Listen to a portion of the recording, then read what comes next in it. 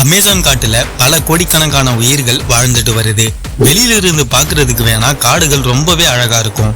ஆனா உள்ள போய் பார்த்தாதான் அதுல இருக்கக்கூடிய ஆபத்துகளும் தெரியும்.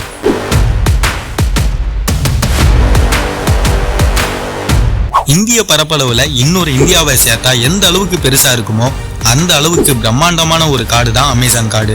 அப்படிப்பட்ட காட்டுல நாம இது வரைக்கும் பார்க்காத உயிரினங்களும் இருக்கு, பார்க்கவே கூடாதுன்ற உயிரினங்களும் இருக்கு. ஒரு சின்ன பூச்சியை தொட்டா கூட அதுல இருந்து என்ன விளைவுகள் வரும்ன்றத யூகிக்க முடியாது. அழகா காட்சிப்படுத்தக்கூடிய அமேசான் காடு உள்ள பல விஷ உயிரினங்களையும் கொலைகார விலங்குகளையும் வச்சிருக்கு. அப்படி அமேசான் காடுல இருக்கக்கூடிய ரொம்பவே ஆபத்தான உயிரினங்கள் என்னென்னன்றத பத்தி தான் நாம இந்த வீடியோல அடுத்தடுத்து பார்க்க போறோம்.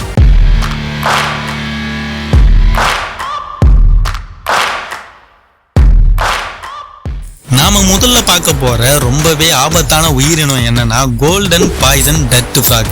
இந்த ஒரு தவளை பாத்தீங்கன்னா பார்க்கிறதுக்கு ரொம்ப குட்டியா தான் இருக்கும்.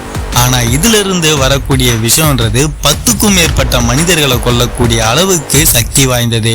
இந்த தவளையோட தோல்ல இருந்து தான் இந்த விஷம்ன்றது வெளிவரும். இந்த தவளையை யாராச்சும் வேட்டையாட முற்பட்டாங்கன்னா இந்த தவளை அதோட விஷத்தை வெளிவிடும். பார்க்கறதுக்கு தான் சின்ன தவளையா இருக்கும், ஆனா இந்த உலகத்திலேயே அதிக விஷம் வாய்ந்த தவளைனா அது இதுதான். அடுத்ததான் நாம பார்க்க போற உயிரினம் பிரசிலியன் வண்டரிங் ஸ்பைடர். இந்த ஒரு ஸ்பைடர் பாத்தீங்கன்னா அமேசான் காடுகள்ல அதிகமாவே இருக்கு. சாதாரண ஸ்பைடர்கள் மாதிரி இந்த ஸ்பைடர் பாத்தீங்கன்னா வலைகள்லாம் பின்னாது. இந்த ஸ்பைடருக்கு அதுக்காக தான் வண்டரிங் ஸ்பைடர்னு பேரே வந்தது. இந்த ஸ்பைடருக்கும் நஞ்சுத்தன்மைன்றது இருக்கு. கிட்டத்தட்ட ஒரு மனிதனுக்கு நரம்பியல் பாதிப்பை உண்டாக்குற அளவுக்கு இந்த ஸ்பைடர் கிட்ட நஞ்சுத்தன்மை இருக்கு.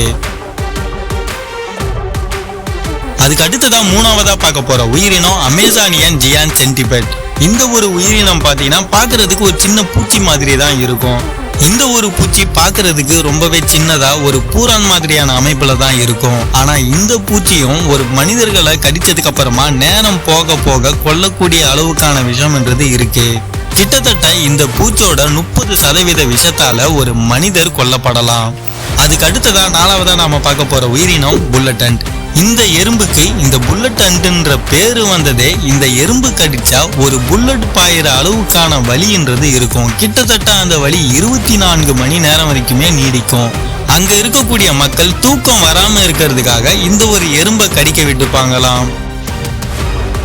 அதுக்கு அடுத்ததான் நாம அஞ்சாவதா பார்க்கக்கூடிய உயிரினம் பிளாக் கைமன். இந்த ஒரு உயிரினம் பாத்தீங்கன்னா அமேசான் காடுகள்ல நதிகள்ல மட்டுமே இருக்கும். அதுவும் ரொம்பவே மெதுவா தான் இருக்கிறதே தெரியாத அளவுக்கு விலங்குகளை வேட்டையாடும்.